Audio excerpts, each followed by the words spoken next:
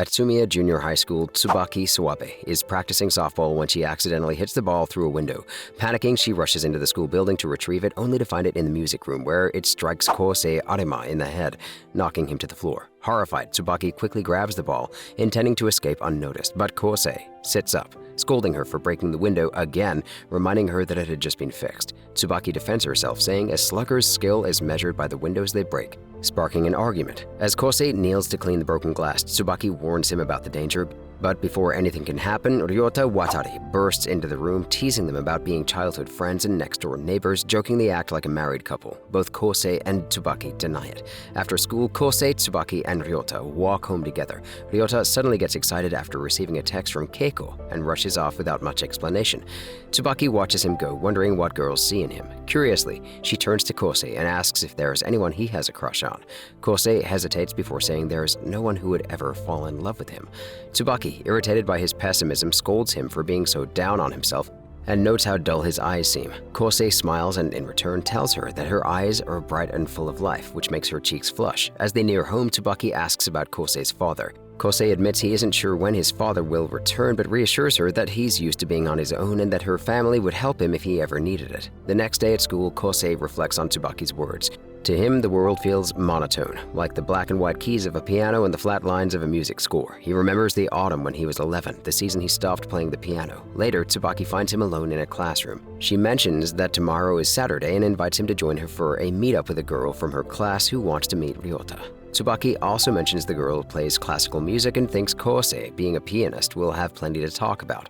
Kousei reminds her that he stopped playing 2 years ago. Tsubaki calls him a liar since she saw him play just the other day. He explains it was only for work, transcribing songs by ear, not playing for himself. This conversation triggers memories of his mother's dream for him to become a world-class pianist. She ran a music school and pushed him to practice relentlessly. He recalls her harsh discipline and how she would yell and even hit him if he tried to stop. Her goal was for him to achieve what she couldn't and make it big in Europe. Kousei agreed, hoping to make her happy, but when he finally had a European competition in reach, his mother passed away, leaving him with deep resentment toward the piano, though he can't fully let it go. The next day, Kousei arrives early at the park and notices a pair of yellow shoes hanging from a tree and a pair of leggings draped over a bush. Following a melodious tune, he discovers Kaori Miyazono playing a melodica, surrounded by children playing their own instruments, creating a playful, harmonious melody that attracts pigeons. As Kaori stops playing, tears fall from her eyes, but she quickly wipes them away and resumes playing. Kousei, moved by the sight, smiles and starts recording the moment on his phone. When a gust of wind catches Kaori's skirt, she notices him filming and assumes the worst. She rushes over, accusing him of taking advantage of the situation. In the chaos, she realizes he's holding her shoes and leggings. Kousei explains the whole situation is a coincidence. Just then, Tsubaki and Ryota arrive and Kaori reveals she's Ryota's date. She also shares that she is a violinist preparing for a performance at a nearby concert hall. Without hesitation, she grabs Kousei's hand and pulls him along, insisting that he join her. They rush toward the concert hall, determined to arrive on time. When they finally get there, the atmosphere is thick with tension as the competition looms. Kaori bids them goodbye, heading to the area where she's supposed to be. Meanwhile, Kousei, Ryota, and Tsubaki make their way to the auditorium. As they walk, Kousei begins to feel anxious. Ryota notices and asks if he's all right. Kousei reassures him, saying there's nothing wrong. However, when he opens the door and sees the banner for the second annual Towa music competition for violin, his nerves only heighten. Tsubaki comments that she hasn't been to the venue since 6th grade when she came to cheer for Kousei. As they settle into their seats, people begin to notice Kousei. He's famously known as the youngest person to ever win the Psyche competition, and whispers ripple through the crowd. Kousei scolds Tsubaki for not telling him they were coming to watch Kaori perform. Tsubaki explains that she knew if he'd known beforehand, he would have refused to come. As the first round of preliminaries begin, each contestant plays the same set piece with a piano accompanist. Kaori is the 4th contestant to take the stage. When she starts to play, it's immediately clear she's not following the standard interpretation. Her performance is bold and unique, captivating the audience. Everyone rises to their feet, applauding Kaori's performance except for Kousei, who remains still, stunned by what he's just witnessed. Despite the ovation, he can't help but think she won't win.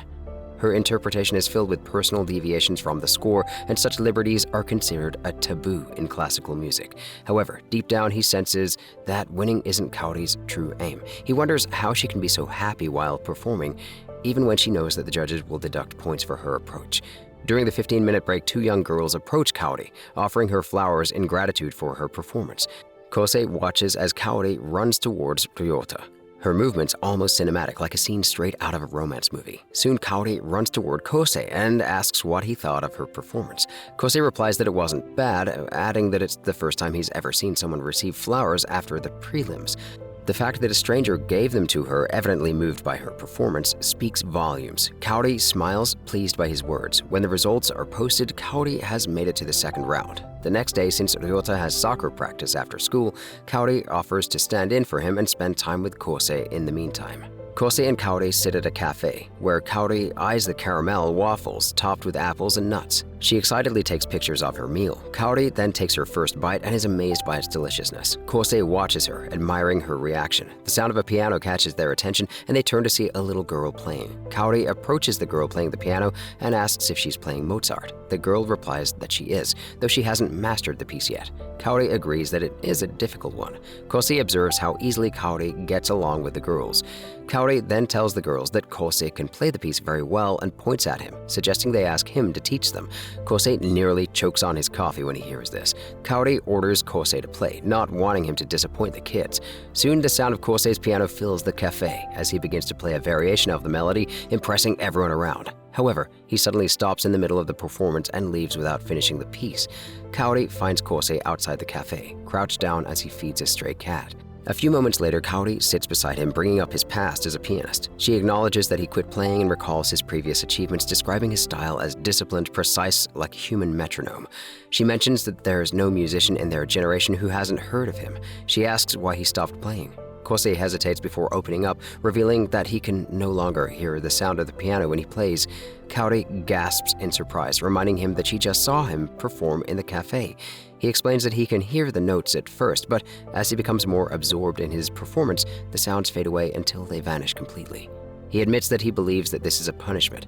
Kaori, frustrated, tells him to stop acting like a child and urges him to find a solution. She insists that playing is the only way people like them survive. Her words strike a chord with him, and he smiles, agreeing with her determination. Kaori declares that she has decided to make him her accompanist for the second round of her competition. Kousei is stunned, immediately protesting that he can't do it. But Kaori, firm in her decision, insists that she has already made up her mind. Tsubaki and Kaori take matters into their own hands, plastering the chosen set piece for the competition all over Kousei's school and even at his home. Each corner he turns, he's met with reminders of Kaori's request, and his frustration builds with every encounter. Eventually, Kaori finds him alone on the school rooftop. Despite her efforts, Kousei remains firm, continuing to refuse her request. He opens up, admitting he's scared and fearful of the stage, of failing, and of confronting the silence that consumes him whenever he plays. Kaori listens quietly before reassuring him. She tells him that she's there for him, reminding him that even if they can't deliver a perfect performance, as long as they have the chance to play and an audience willing to listen, that's enough. Her persistence doesn't waver. She pleads with him. Finally, when he notices her tears staining the ground, something shifts within him. Kousei agrees. Kaori's expression lights up in a relieved smile, but their moment is quickly interrupted by Ryota and Tsubaki bursting through the rooftop door. They rush to Toa Hall on their bikes, the wind whipping past them as they pedal furiously. Tsubaki glances at Kaori, asking if they'll be okay since they haven't had a chance to rehearse together. Kaori smiles, offering a confident reassurance that they'll be fine. As soon as they arrive, Kaori grabs Kousei and pulls him aside, waving goodbye to Tsubaki and Ryota. Ryota watches them disappear into the hall, wondering aloud if Kousei will be able to pull this off. Tsubaki, her eyes fixed on the door, replies that she believes spring will come. Inside the hallway, Kousei is nervous. He regrets not spending enough time practicing, wishing he had memorized the piece so thoroughly that he wouldn't need the music sheet at all. His anxiety deepens as he thinks about Kaori's talent as a violinist. Sensing his distress, Kaori abruptly headbutts him, snapping him out of his spiraling thoughts. He looks at her in surprise as she calmly meets his gaze, telling him not to worry. She asks him to look at her, and when he does, she quietly expresses her belief in him. When they're called to the stage, Kaori grabs Kousei's hand and they sprint forward together. As they run, Kousei feels a rush, comparing the sensation to being on a roller coaster. He tells her that she feels like freedom itself. Kaori turns to him with a smile, correcting him that music is freedom. The audience murmurs in surprise when they realize that Kousei, the renowned prodigy who disappeared from the spotlight, is going to be Kaori's accompanist. They begin the set piece slowly and quietly, but the tempo soon picks up, the playing style growing more intense. As Kousei plays, he notices the haunting shadows of his mother within the audience. The notes on the music sheet seem to vanish before his eyes, and he feels the familiar sensation of being trapped at the bottom of an ocean, the sound of the piano slipping away. His accompaniment spirals out of control, and it becomes evident to everyone that he's out of sync. Confusion ripples through the audience as he suddenly stops playing altogether. Kaori continues her performance alone for a moment, but she too halts, leaving the audience in shock, believing their performance has ended in failure. Kaori turns to Kousei, urging him to try again. He decides that if he can't hear the sound, he'll imagine it and feel it with his entire being. Determined, Kousei begins to play once more, channeling his fears into his music. He matches Kaori's intensity, and together they bring the piece to a powerful conclusion. As they finish, the audience rises in a standing ovation, the hall erupting in applause. But the celebration is cut short when Kaori suddenly collapses on the stage. Tsubaki, Ryota, and Kousei visit Kaori at the hospital. They gather around her bed. Kaori explains that her dad was worried, so she's here for routine testing just to make sure everything is fine. Kousei, still concerned, asks if she has ever passed out like that before. Kaori smiles, reassuring them that it's the first time this has happened. She admits that she's always been anemic and sees this hospital visit as a good opportunity for thorough testing. Kaori playfully adds that she probably pushed herself too hard with all her violin practice and jokes that chasing after Kousei to get him to perform with her didn't help either. Though they didn't make it to the next round of the competition, Kaori doesn't utter a word of reproach. Kousei, however, feels a deep sense of guilt, convinced that it was his fault they didn't advance. As Kousei walks along, he passes by the soccer field where Ryota is practicing. Ryota notices him and startles Kousei, snapping a picture of his shocked expression. He laughs, saying he'll send the photo to Kaori. Then Ryota casually suggests that they visit her together the next day and bring her a present, adding that she's set to be discharged from the hospital the day after tomorrow. Meanwhile, Tsubaki is struggling to focus during her softball practice. Her thoughts are scattered, and her friend Nao notices. Nao points out that Tsubaki hasn't been herself lately and asks if something happened between her and Kousei. Tsubaki grows flustered, denying that anything is wrong. Nao isn't convinced, remarking that Tsubaki's eyes seem cloudy, as if something is weighing on her. During their conversation, they encounter Saito, the former captain of the softball team. Tsubaki once admired him deeply, harboring unspoken feelings for him throughout her school years. On the day of his graduation, her love faded away like melting snow, a quiet end to what she once thought was a significant crush.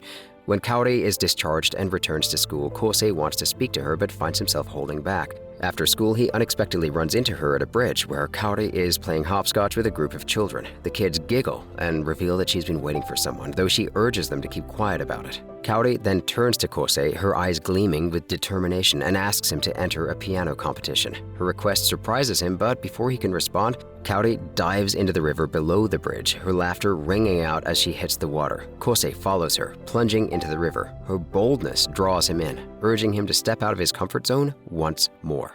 At Kousei's house, Kaori steps out of the shower and he hands her a towel along with a pair of his clothes.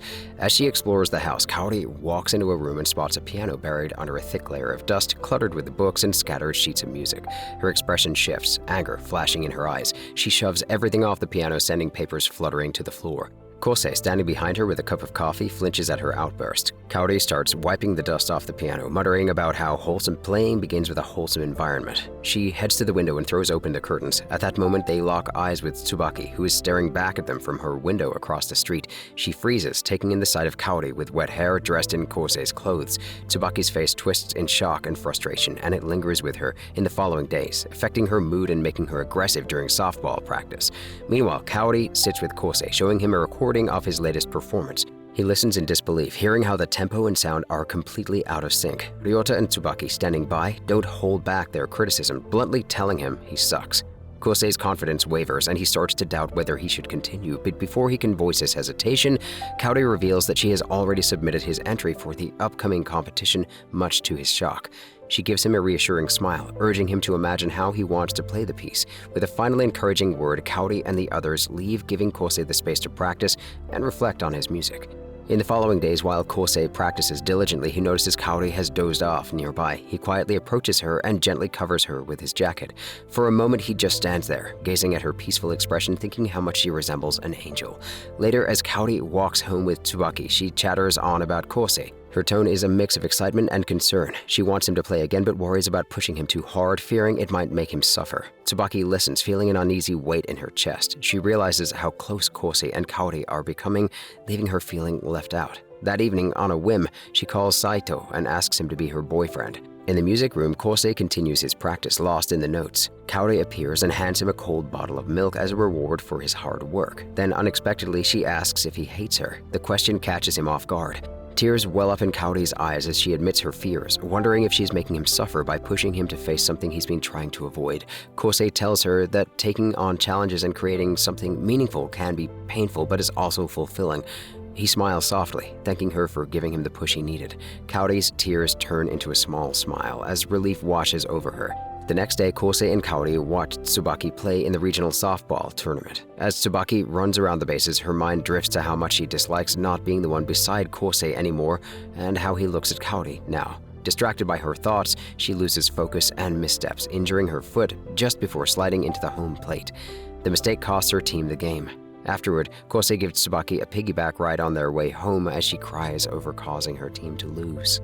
The next day, Tsubaki, Kousei, and Kaori are at the soccer field, cheering for Ryota as he plays in a crucial match. The game is tense, and in the final moments, Ryota has a chance to score. He kicks, but the ball narrowly misses the goal, and his team loses. Despite the disappointment, Kousei finds him afterward and tells him he did well. Ryota forces a smile, appreciating his friend's support. Later, in the restroom, Ryota stands alone. Tears start streaming down his cheeks as he wonders if he'll have to wait until high school to finally become a star. He clenches his fists and vows not to lose next time. Meanwhile, Kousei is fully immersed in practicing his chosen piece for the upcoming competition, playing it repeatedly until he can perform it by heart. Even during class, he taps out the finger movements on his desk, earning a scolding from the teacher, who reminds him they're in the middle of a lesson. During the physical education, Kousei trips and falls, causing his classmates to rush over and check if he's all right. Hearing what happened, Kaori runs to the infirmary to see him. She finds him lying on the bed and scolds him for skipping meals and passing out, reminding him that his body is an important asset, especially with the competition approaching. As they walk together, they stop at a park, and Kousei opens up about his past.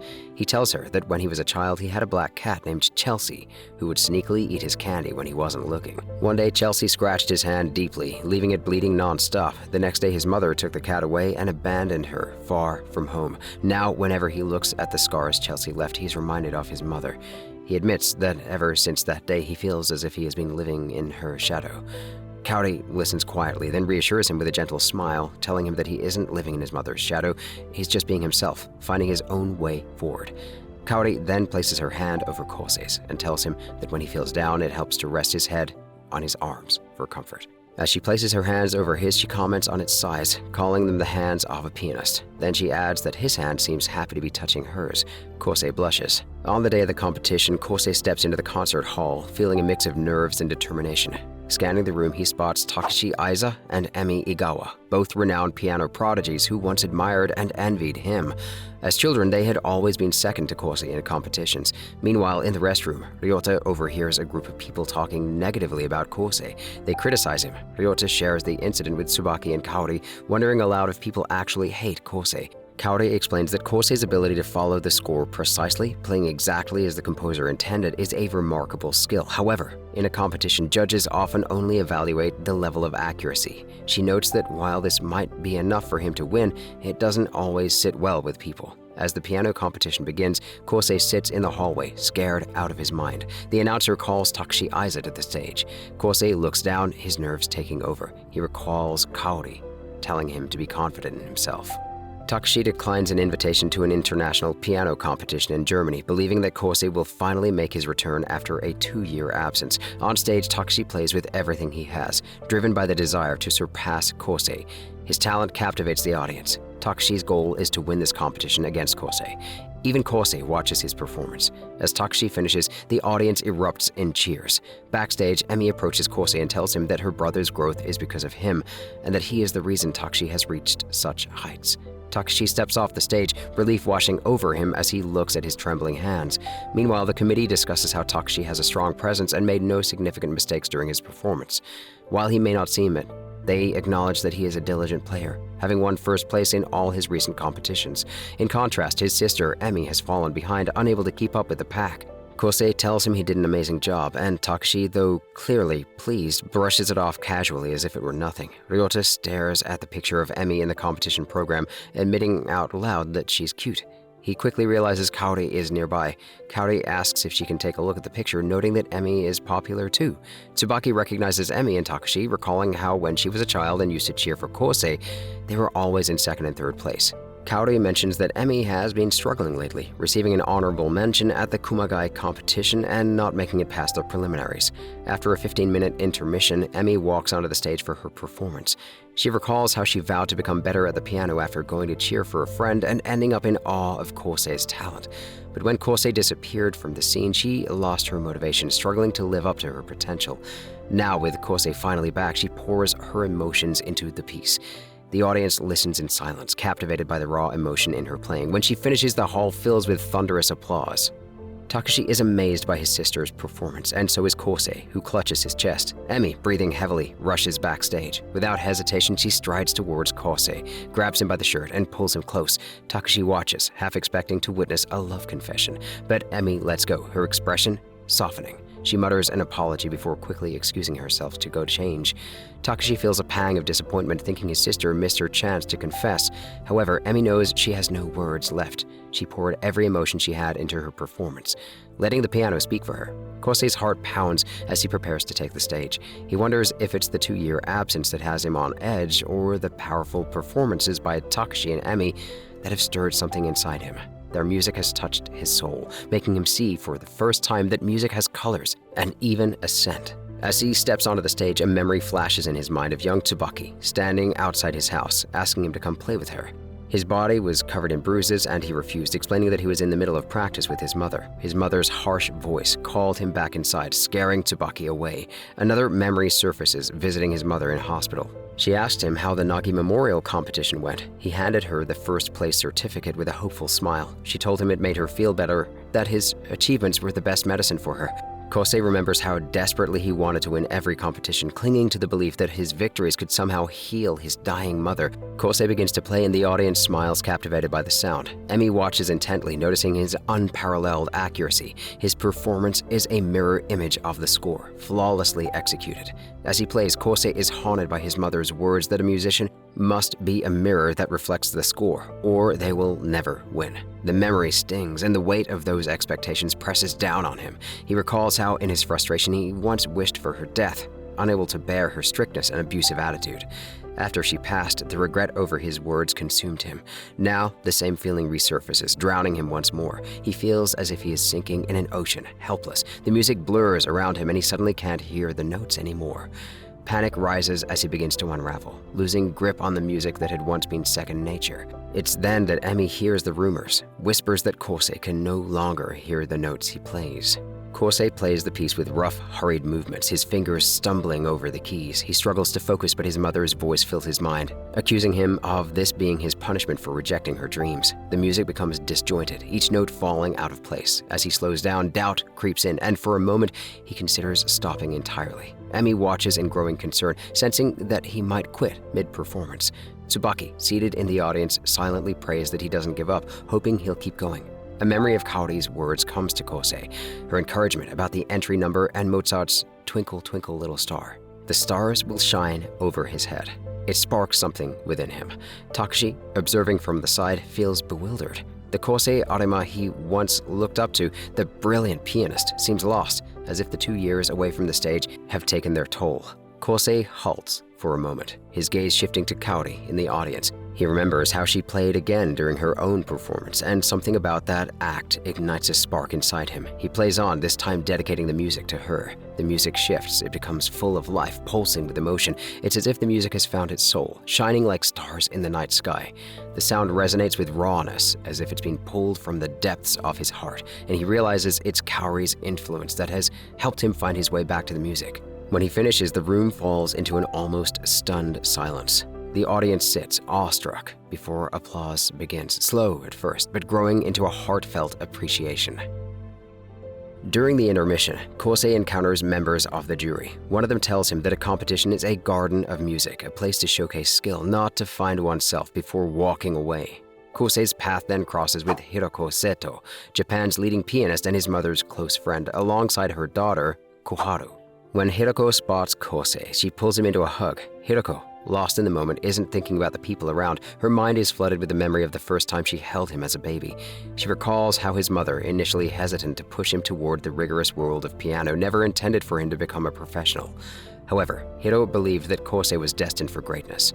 Eventually, she releases him from the embrace and she asks if he's waiting for the competition results. Kousei, with a smile, admits that he's not particularly hopeful, knowing that he didn't perform his best. Hiroko, however, playfully hits him, insisting that he did great. Hiroko teases Kousei, playfully telling him that she could tell he was emitting love during his performance. However, Kousei knows the truth, that he was really showing his gratitude, and it was directed toward the girl who likes his best friend, Ryota. When the results of the piano competition are posted, Emi is visibly upset that she can't find Kousei's name.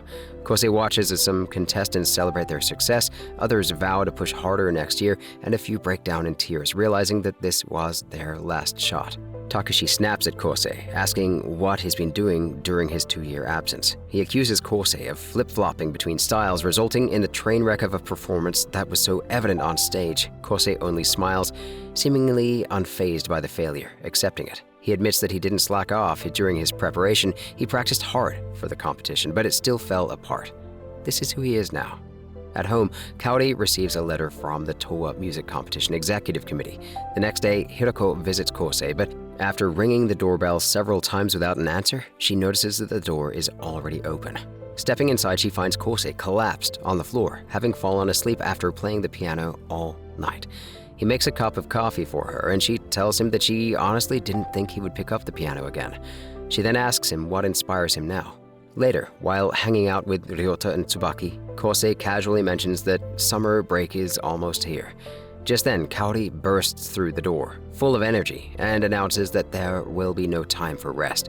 She waves the letter she received in front of him, revealing that they have both been selected to participate in a gala concert at the concert hall. Excited, she invites Kousei to accompany her once again. Hiroko offers to become Kousei's piano teacher, and he accepts. That night, Kousei and Kaori walk into a field of fireflies.